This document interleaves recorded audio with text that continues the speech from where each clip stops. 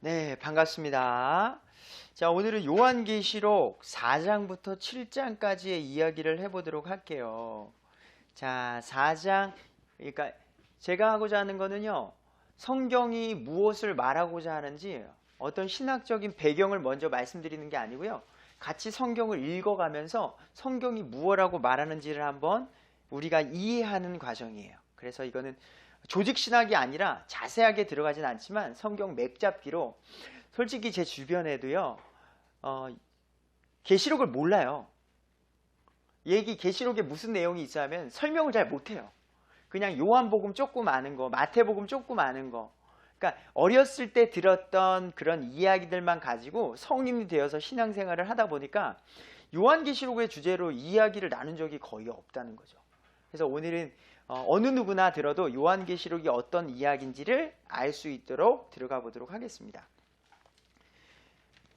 우리 4장 1절 부분에 이제 이 일들 뒤에 7교회 이야기가 있었죠. 그 이야기 속에서 저는 너무나도 지난번에도 얼핏 설교를 했지만 필라델피아 교회, 네가 적은 힘을 가지고도 내 말을 지키며 내 이름을 부인하지 아니하였도다.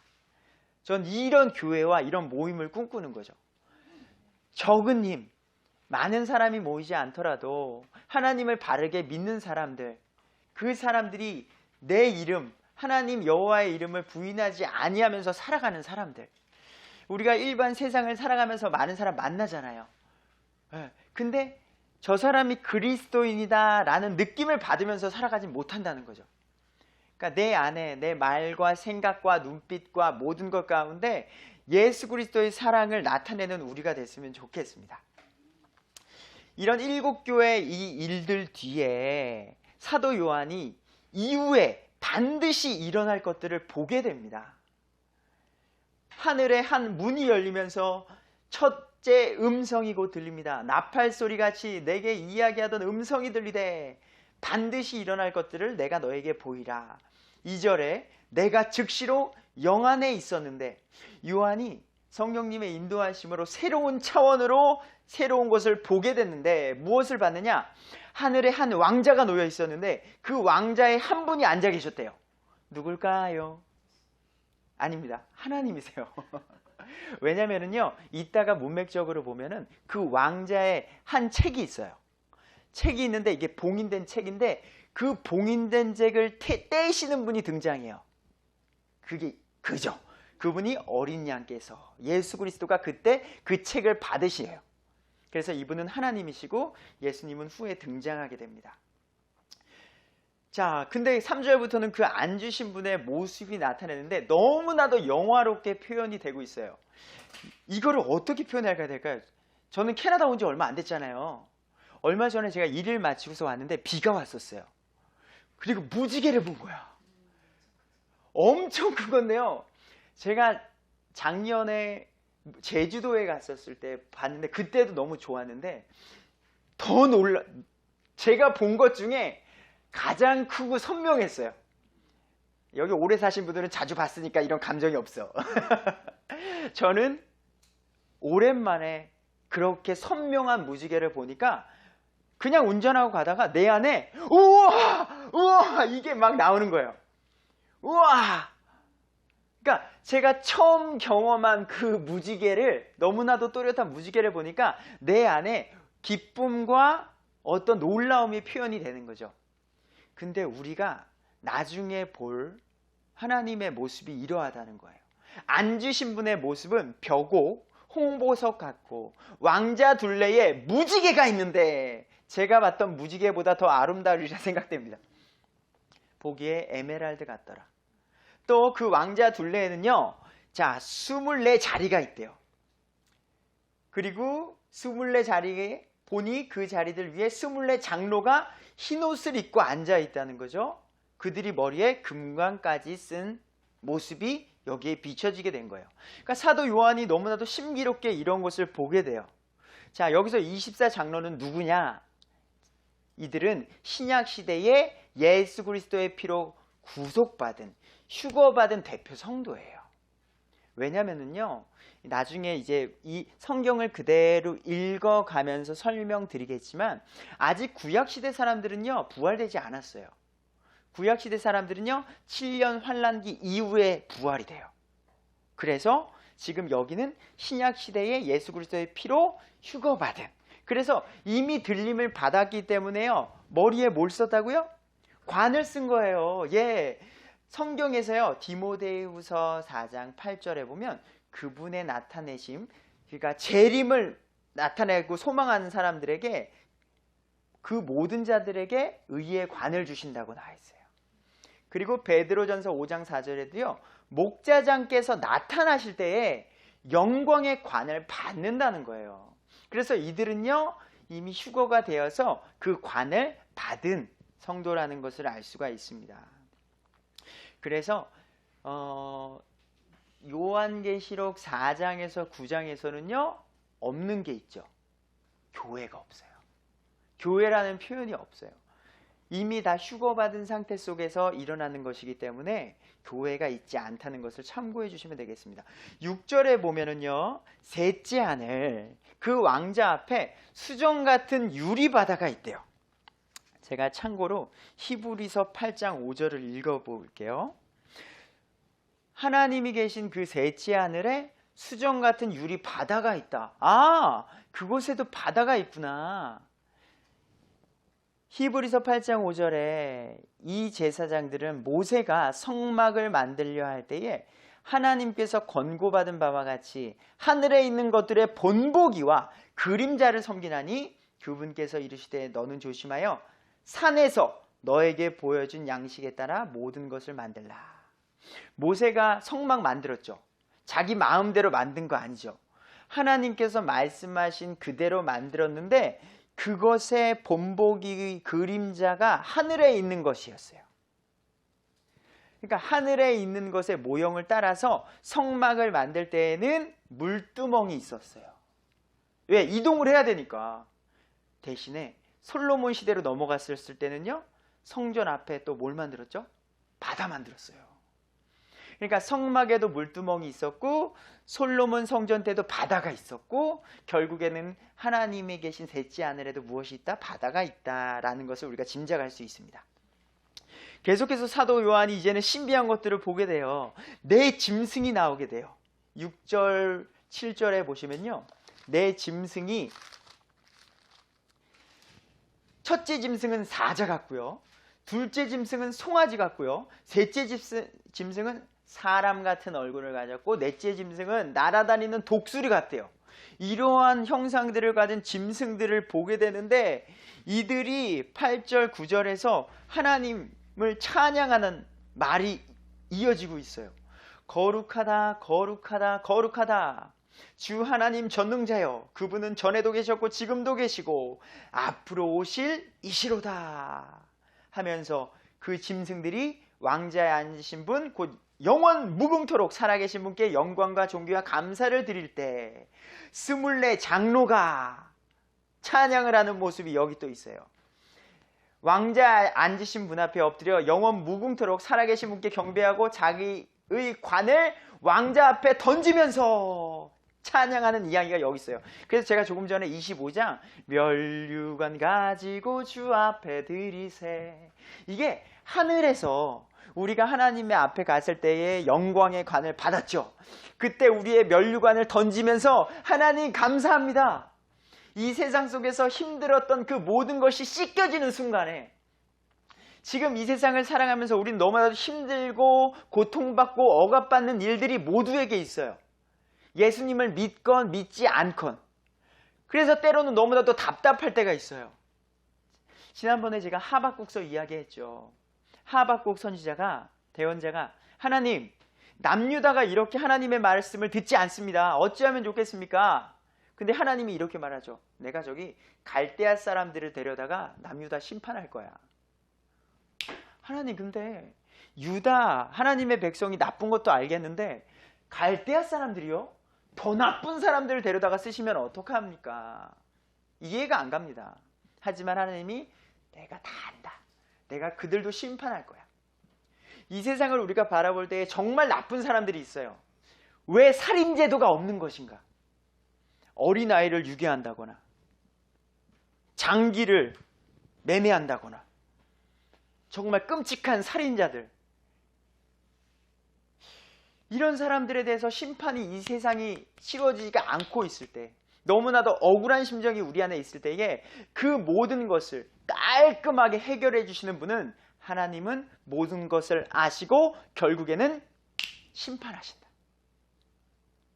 나쁜 사람들은 그렇게 생각하지 않을까요? 야, 한 번뿐인 인생 도둑질 한 방 크게 하고서 안 걸리면 되잖아. 좀도둑 말고요.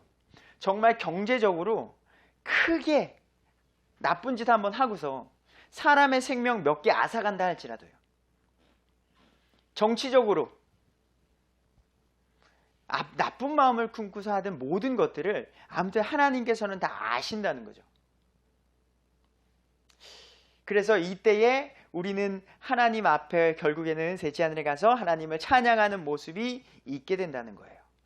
그리고 그들이 이렇게 찬양합니다. 우리를 왕과 제사장으로 삼으셨으니 우리가 땅에서 통치하리라. 그래서 결국에는요, 7년 환란기 후에 이 땅에서 통치하는 기간이 있다는 거예요. 그래서 우리는요, 휴거를 먼저 당하고요, 7년 환란기 있고요, 그 위에 천년 왕국이 있고 그 위에 새하늘과 새 땅이 있다는 거예요. 이것이 성경이 있는 그대로 보는 해석이죠. 이것을 보지 않으면, 제가 말씀드렸듯이 저는 신학교에서 무천년설을 배웠어요. 천년왕국이 없다는 거예요. 지금이 천년왕국이라는 거예요. 그러니까 이제 뒤에 나오는 모든 것들을 뭘로 봐야 돼요? 영적으로 풀어야 돼요. 20장에 보면은요, 천년왕국이 나와요. 계시록 20장에. 이런 것도 영적으로 풀 수밖에 없는 게요, 또 내가 보니 한 천사가 바닥 없는 구덩이의 열쇠와 큰 사슬을 손에 들고 하늘로부터 내려와 마귀요 사탄인 그 용 곧 저 뱀을 붙잡으니 그가 그를 붙잡아 1000년 동안 결박하여. 지금 천년 왕국이라면 지금 마귀가 결박돼 있나요? 그러니까 이게 좀 말이 안 돼요. 더 나아가 볼게요. 1000년 동안 마귀를 결박하는 시간이 필요하게 되고요. 또 3절에 보면 바닥 없는 구덩이에 던져 넣어 가두고 마귀를요, 그 위에 봉인을 하여 1000년이 찰 때까지 마귀가 더 이상 민족들을 속이지 못하게 하리라. 그 뒤에 그가 누구죠? 마귀예요. 마귀가 잠시 동안 또 풀려난대요. 그럼 지금이 천년 왕국이라면 언제 또 갇히게 되고 언제 또 풀려나게 된다는 거예요. 그러니까 이것도 어떻게 되느냐? 영예를 해야 되는 거예요. 계속 이런 식으로 풀려나가게 되면 이제는 다 계시록 전체를 영적으로 풀어볼 수밖에 없게 돼요. 그러면 이게 이해가 안 가요. 그래서 제가 신학 공부할 때 이게 맞는가? 라는 의구심이 있었죠. 왜냐하면 제가 진실되게 말할게요. 신학교에 가게 되면 그쪽에서 말한 그 교리를 따라가야 돼요. 이해가 되건 이해가 되지 않건. 그래서 제가 목사 안수를 받기 전에, 졸업하기 전에 논문을 쓰는데 그게 뭐냐? 계시록 20장 1절에서 6절이에요. 그걸 가지고 그 신학생들에게 논문을 쓰게 해요.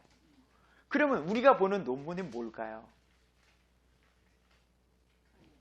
저희 교단에 맞는 주석을 보는 거죠.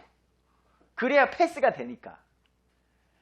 왜냐하면 다양한 과제하랴 뭐하랴 없어요.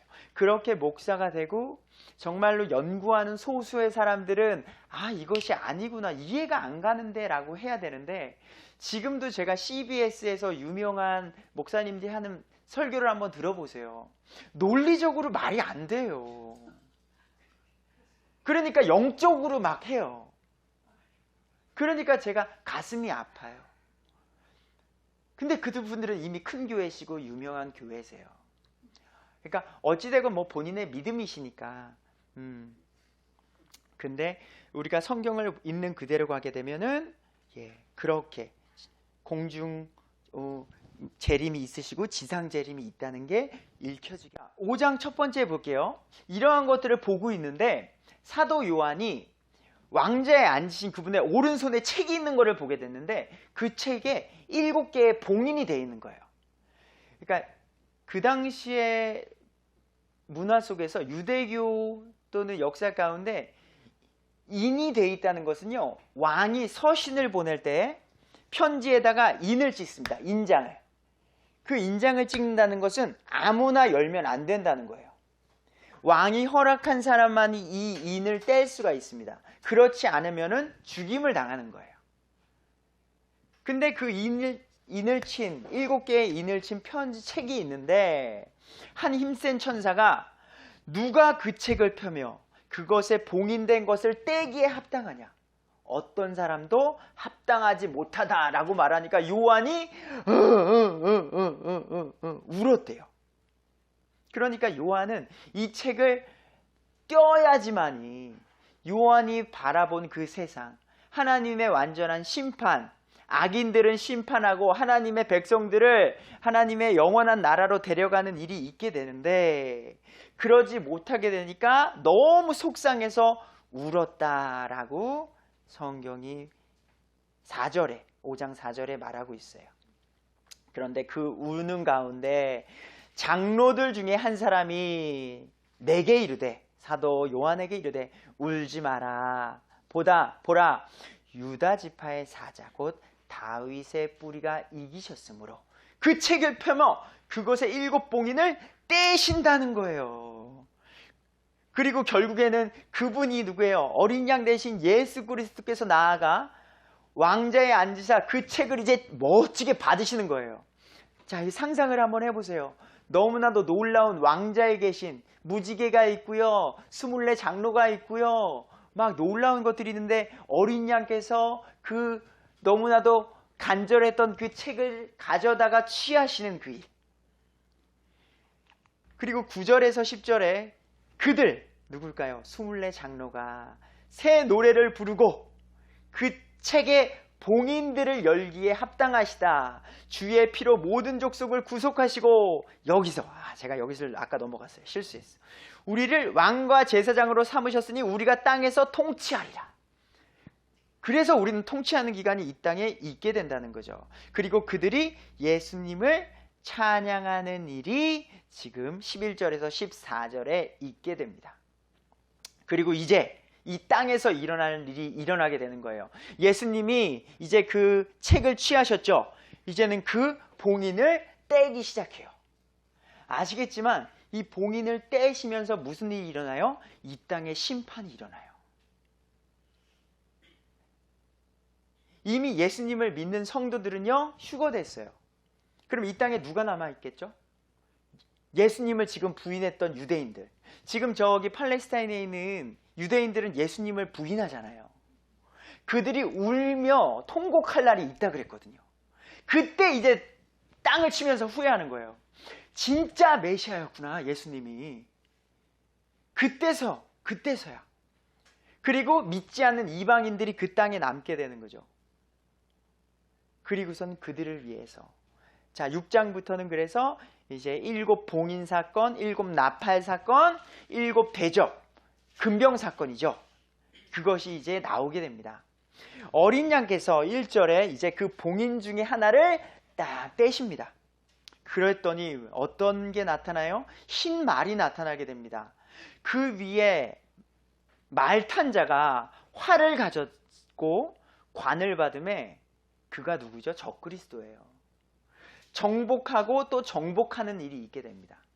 그러니까 이 땅에 남아있던 사람 중에 이 세상이 아주 온 세계가 혼란스러웠겠죠. 많은 사람들이 갑자기 없어졌어요. 그러니까 이 전 세계가 어떤 혼란 속에 있었을 때에 적그리스도가 나타나서 종교를, 세계를 통합하는 세상이 되는 거죠. 그래서 지금 우리 컴퓨터와 세상 소셜 네트워크와 이 인공위성과 이 세상 시스템이 하나가 될 수 있게끔 지금 준비되어지고 있는 거죠. 그리고 정복하며 전쟁이 일어나는 일이 있게 되는 거예요. 둘째 봉인을 3절에 뗍니다. 그랬더니 붉은 말이 나타나요. 그 위에 탄 자가 화평을 제거하는 권능이 있답니다. 결국 서로 죽이게 하려 합니다. 아주 끔찍한 세상이 되는 거죠. 그가 큰 칼을 받았더라. 전쟁을 의미합니다. 자, 5절. 셋째 봉인을 떼십니다. 검은 말이라. 그 위에 탄 자가 저울을 가졌더라. 저울? 이게 어떤 의미가 있을까? 한 음성, 6절에 나옵니다. 한 음성이 나와서 1데나리온에 밀 한 돼. 자, 1데나리온은요, 성경에서 하루 품삯이에요. 하루 열심히 일했는데 겨우 밀 한 돼. 그것은 노예들에게 주는 최소한의 양이에요. 먹을 것들이 없어지게 된다는 거예요. 결국 내가 열심히 일해서 한 데나리온을 저울에다가 댔는데 그 반대쪽 저울에는 그 무게에 맞게 겨우 밀 한 대를 얻는 그런 궁핍하고 살기 힘든 그런 세상이 오게 된다는 거예요. 그리고 보리석대 또는 기근으로 인해 먹을 것이 귀해진다. 7절에서 8절에 보니 넷째 봉인을 이제 떼시는데 창백한 말이 나온대요. 그 위에 탄 자의 이름은 사망인데 지옥이 그와 함께 따라다니더라. 땅의 4분의 1을 다스릴 권능을 받아. 자, 이 지구의 4분의 1에 다스릴 권능을 받아 칼과 굶주림과 사망과 땅의 짐승들로 죽이더라. 아주 무시무시한 세상이 여기에 있게 되죠. 그러니까 예수님을 믿지 않는 것에 대해서 이 계시록에 대해서요, 믿지 않는 분들이 보면은요, 반감을 가져요. 그러니까 우리가 기독교가 복음을 전할 때 가장 먼저 전하는 게 안타깝지만 당신은 죄인이에요 라고 말을 해요. 당신은 죄인이고 나도 죄인이거든요. 나도 죄인인데 내 안에 미움이 있고요, 음란이 있고요, 욕심이 있고요, 미움식이 질투가 있어요. 어린이들도 가르쳐주지 않아도 어린이들 가운데 내 거야, 내 거야, 내 거야. 어린이들 싸울 때 누나가 먼저 그랬어요, 얘가 먼저 그랬어요, 시키지 않아도. 어른들도 똑같이 있고요, 솔직히. 그것이 더 커져서 미움으로 살인으로 가는 거고요. 우리가 죄인이라는 것, 내 안에 죄인이기에 내 안에 죄가 자라난다는 것을 받아들여야 돼요. 근데 죄인입니다 라고 말하는 것에 대해서 내가 왜 죄인이야? 근데 죄인이라는 걸 받아들이고 인정을 해보시라는 거예요. 스스로 정말로. 그리고 그 구원해 주실 분이 예수 그리스도라는 것. 예수님을 믿지 않으면요, 노아의 때와 같이요, 노아의 구원의 방주에 올라탄 자만이 구원을 받는 거예요. 자기들의 대가, 구원, 예수님 믿으라고 우리가 온 세상에 지금 전하고 있잖아요. 근데 그것을 부인한 사람들은 그들이잖아요. 근데 내가 왜 죄인이야 라고 말하시면 안 된다는 거죠. 이러한 심판이 있다는 것도요, 내가 너 고통 줄 거야 라고 말하는 게 아니라 이런 심판이 있으니까 빨리 예수님 믿으라고. 이런 심판이 있으니까 너희들 이 세상 살다 가는 건 7, 80이면 끝나. 그 뒤에 영원한 나라가 있다니까. 그래서 이 온전한 성경을 지금까지도 변함없이 주셨다는 거죠. 근데 이게 무슨 이 책이야. 요즘 좋은 책들이 얼마나 많은데. 라고 세상 사람들이 생각하는 거죠. 이런 글들을 보실 때에도 아유, 이런 무시무시한 책 겁주려고 만드는 거야? 겁주려고 만드는 게 아니라 이런 세상이 있으니까 조심하라고, 빨리 예수님 믿으라고 하나님께서 주신 사랑의 책이라는 것을 기억해 달라는 거죠. 다섯 번째 봉인을 9절에서 10절 여십니다. 여신 뒤에 본 것은 하나님의 말씀과 자기들이 간직한 증언으로 인해 죽임당한 자들의 혼들을 보았다. 순교자들을 보았대요. 내가 하나님의 말씀을 전하다가 죽은 사람, 자기들이 간직한 증언, 예수님은 다시 살아나셨어요. 예수님이 우리의 구세주세요 하다가 죽임당한 사람들이 이렇게 말하는 거죠. 오 거룩하시고 진실하신 주여, 우리 피에 대한 원수를 갚아주지 아니하시는 일이 얼마나 더 지속되리까. 그러니까 아직도 악인들이 살아있다는, 이런 거, 그들을 빨리 온전히 심판하는 날이 언제 올 것입니까? 11절에 그분께서 말해주는 거예요.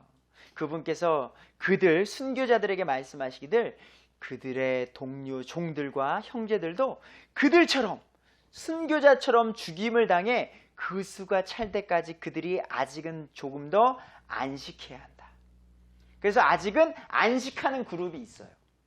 그래서 우리는 성도들은 공중재림 때 이미 들려 올라가고요. 아직 이 혼들이라 그러잖아요.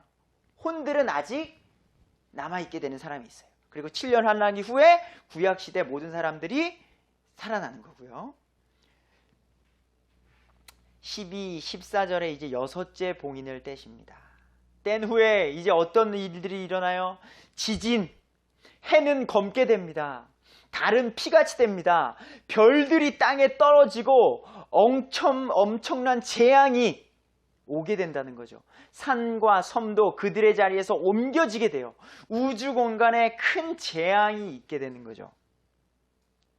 그런데도 15절, 17절을 보면은 가슴이 아픕니다. 땅의 왕들과 그 상황 속에서 위대한 자들과 부자들과 총대장들과 용사들과 모든 남자 노예와 모든 자유로운 남자가 동굴과 산들의 바위들에 숨고 산들과 바위들에게 이르되 우리 위에 떨어져 왕자에 앉으신 분의 얼굴에서와 어린 양의 진노에서 우리를 숨기라. 잘못했습니다가 아니라 자기들이 믿는 자연 신들에게 우리를 구해달라, 우리를 숨겨달라고 한다는 거예요. 그분의 진노의 큰 날이 이르렀으니 누가 능히 서리요. 하나님의 진노의 날이 있게 된다는 거죠. 하나님의 진노의 날, 마태복음 24장 또는 요엘서 2장 30절, 요엘서를 인용한 사도행전 2장 20절 등에 이러한 말씀들이 있다는 거예요. 하나님의 진노의 날이 있다는 것. 마지막 7장입니다. 자, 이제 1절에서 3절에 내 천사가 나타나 땅의 내 모퉁이에서 바람을 붙잡는 일이 있어요. 바람을 붙잡아 다른 천사가 또 나타나 하나님의 종들의 이마 안에, 하나님의 종들이에요. 이마 안에 인을 찍어 그들을 봉인할 때까지 땅이나 바다나 나무를 해하지 말라. 곧 하나님께서 지키시는 사람들이 있어요. 그 봉인된 자에서가 뭐냐? 14만 4천. 지금 많은 교회에서 문제가 되고 있는 14만 4천. 여기서도 제가 이게 14만 4천이 뭘까요? 라고 말하면 제 신학 때도 마찬가지지만 영적으로도 풀어야 돼요. 네? 그러니까 여기 그냥 성경대로 믿는 우리 바이블 빌리버는요, 그대로 그냥 성경 창세기 1장 1절에 처음에 하나님이 하늘과 땅을 창조하셨다. 끝. 하나님이 창조하신 거예요. 그냥 그렇게 믿으면 되잖아요. 하나님께서 물 위를 걸으셨다. 그럼 그 믿으면 돼요. 근데 여기 와가지고 7장에 보면은 그대로 자, 내가 봉인된 자들의 수에 대하여 들었는데 이스라엘 자손의 모든 지파에서 봉인된 자가 14만 4천이더라. 누구라고요? 이스라엘 자손이에요. 그냥 그렇게 받아들이면 돼요. 근데 제가 과거로 시간을 돌려보도록 하겠습니다. 신학생 이현웅. 그러면은 이제 제가 이걸 쓸 때에 논문을 쓰고 만약에 뭘 할 때에 제가 보는 주석을 보겠죠. 제가 오늘 찾아왔어요.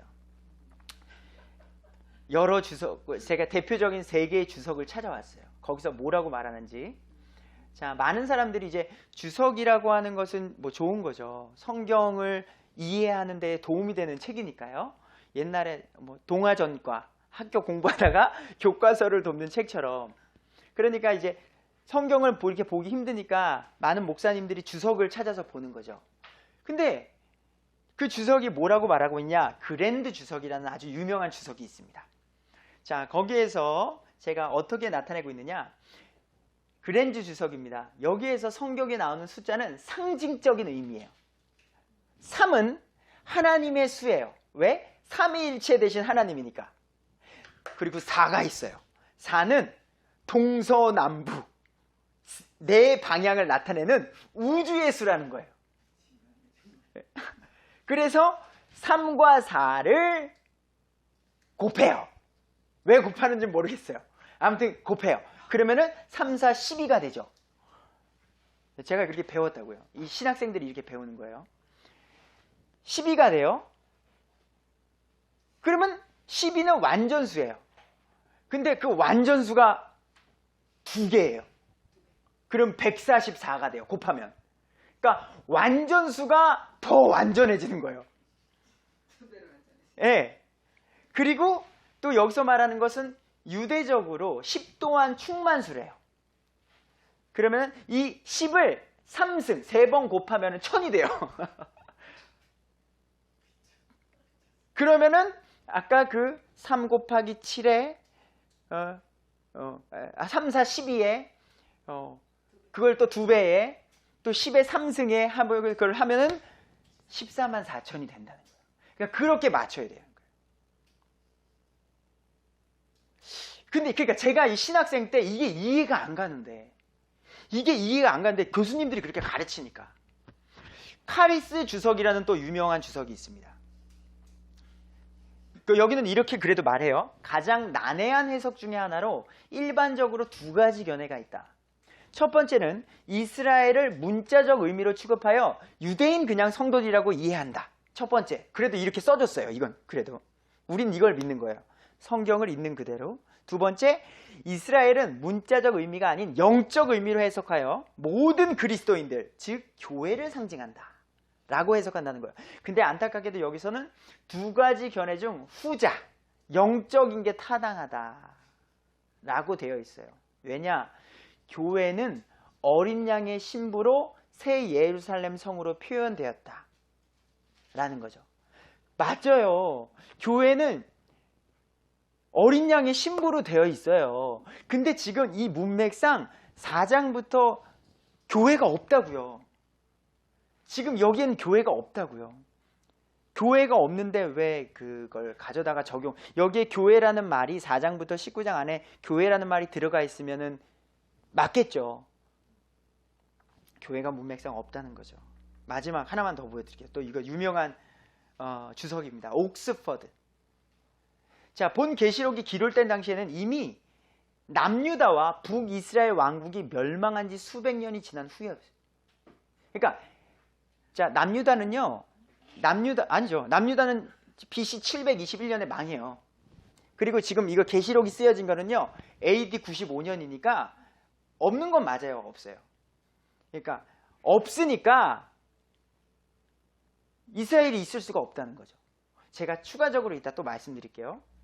그러니까 이스라엘이 없으니까 이거를 영적으로 보는 게 맞다는 거예요. 지금 그래서 영적으로 해석한다. 여기는 또 구약의 지파가 몇 개였죠? 12개. 그리고 신약의 사도가 몇 명? 12명. 그러니까 구약의 대표, 신약의 대표 12, 144. 그리고 아까 말한 대로 1000, 어떤 완전수 10에 3승을 해서 1000. 그래서 14만 4천. 이렇게 보는 거예요. 근데 저는 이걸 나쁘게만은 보지 않습니다. 왜냐? 그걸 지금 설명드리도록 할게요. 기독교의 역사가, 대한민국의 기독교의 역사가 120년? 130년? 이 정도예요.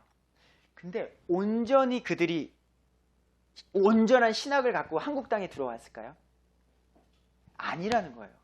지금은 컴퓨터라는 것이 있어서 저는 다양한 주석을 딱 치면은 쫙 비교가 돼요. 근데 옛날 목사님들은 일일이 책을 쌓아놓고서 연구를 하시는 거예요.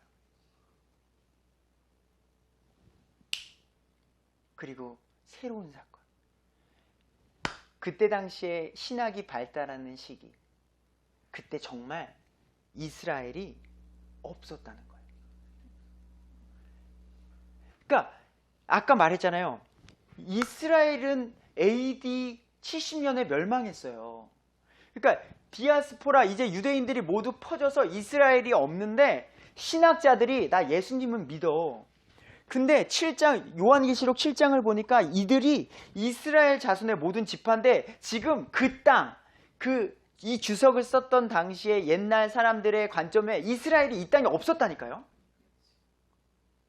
근데 이거는 해석은 해야겠고, 그러니까 나쁜 의도가 아니라요. 저는 그렇게 보진 않아요. 이 땅에 이스라엘이 없으니까 이것을 영적 이스라엘, 교회로 해석해야 되겠다라고 한 거예요. 그렇게 그래서 껴맞추기식으로 계시록을 맞춰가다 보니까 영예가 되는 거예요. 그러다 보니 그 신학이 지금 쭉 흘러나와서 지금까지 오게 된 거죠. 이스라엘은 1948년 5월 14일 날 결국에는 생겨난 거예요. 그러니까 우리가 믿는 바이블 빌리버의 믿음은 그때 당시에도요.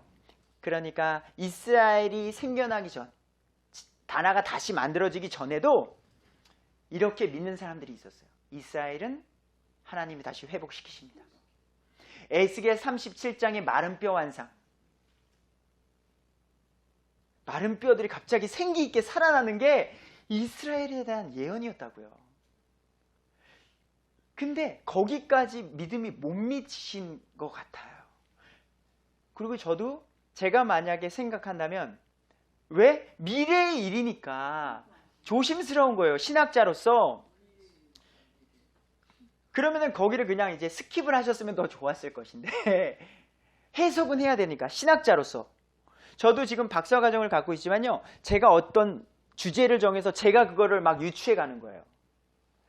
그러니까 그런 것들을 해내는 게 우리 과정이라고요. 그러니까 이거를 연구하신 분들은 나쁜 의도가 아니라 이거는 지금 이스라엘은 없어졌으니까 영적으로 풀어야 되겠다라고 해서 해석을 했다라고 보는 거예요. 하지만 성경을 있는 그대로 믿는 사람들은 이렇게 된 거죠. 1948년 5월 14일 날 아멘. 역시 하나님의 말씀은 살아있다라고 느끼는 거죠. 지금도 이 순간에도 하나님의 말씀은 온 세계를 움직이고 있어요. 그리고 성경 마지막 부분 가면 보시면 알겠지만 그 이스라엘 땅에 뭐가 세워져요? 성전이 세워지는 거예요. 그 성전 올리브에 예수님이 다시 오시는 거고요. 그래서 지금 이스라엘에는요. 성전을 모두 완성할 준비를 해놨어요. 그래서 그 지역에 지금 전쟁이 끊이지 않는 거예요. 이게 이런 것들이 이런 배경 속에서 이스라엘이라는 나라를 보셔야 한다는 거죠. 그러니 이러한 일들 위해 성경을 우리는 있는 그대로 본다. 그리고 이제 다음 주도 그렇지만 뒷부분으로 갈수록 더욱더 분명하게 하나님의 말씀은 확실합니다. 자, 9절에서 12절입니다. 이 일 뒤에 6번째 인을 뗀 후에 아무도 능히 셀 수 없는 큰 무리, 큰 음성으로 구원이 왕자에 앉으신 우리 하나님과 어린 양께 있도다. 찬양하고 경배하는 일이 9절부터 12절에 있게 돼요. 그리고 13절에 장로들 중에 한 사람이 흰 예복을 차려입은 이 사람들이 누구냐? 어디서 왔는가? 라고 했더니 14절 큰 환란에서 나와 어린 양의 피로 그것을 희게 한 자들. 그래서 그 환란기 속에서도 믿음을 지킨 자들이 있다는 거예요. 환란기 속에서 믿음을 지킨 자들이 어디로 가요? 천년왕국으로 가게 되는 거죠. 이러한 환란이 있고 그 가운데 믿음을 지키는 자들이 생긴다는 것이다. 자, 이 환란기를 거치지 않는 게 더 좋은 거니까 꼭 기억해 주시고요. 자, 16, 17절 그들이 다시는 굶주리지 아니하고 목마르지 아니하고 해나 어떤 열기도 내리쬐지 아니하리니. 자, 그들이 겪었던 힘듦이었어요. 7년 환란기 동에 굶주렸고요, 목말랐고요, 해나 어떤 열기 속에서 고통받았었어요. 그러한 가운데 믿음을 지켰죠. 다시는 근데 그런 일들이 일어나지 않겠다. 하나님께서 그들의 눈에서 모든 눈물을 닦아주시리라. 여기서의 그들은 누구요? 우리 아니에요. 환란기 성도들에게 그렇게 말씀을 해주시고 계십니다. 그래서 하나님께서 이렇게 환란기를 통해서 이 세상의 모든 것들을 심판하시는 날. 그래서 지금 알곡과 가라지를 지금 그냥 두고 계시는 거죠. 하나님의 말씀은 사실입니다. 이 말씀을 듣는 우리 모두가 하나님께서는 우리에게 두려움과 고통과 무서움과 공포를 주려는 게 아니라 제가 사랑하는 아들이 있잖아요. 나다나 저거 물 뜨거워. 만지면 안 돼. 저거 지금 팔팔 끓는 물이야. 만지지 마. 사랑하기 때문에 말해주는 거지. 너 저 물에 화상을 입으라고 말해주는 게 아니다. 그리고 계시록은요. 그거 성경 전체가 아닙니다. 성경 66권에는 사랑이 훨씬 많습니다. 대신 죽기까지 예수님이 우리를 사랑하신다는 걸 기억해 주십시오. 나와 우리 모두를 위해서 대신 죽으신 그 예수님의 사랑을 기억하시면서 예수님께로 나오는 우리 모두가 되길 주님의 이름으로 축원합니다. 우리 다음 주에 우리 8장부터 또 들어가 보도록 하겠습니다.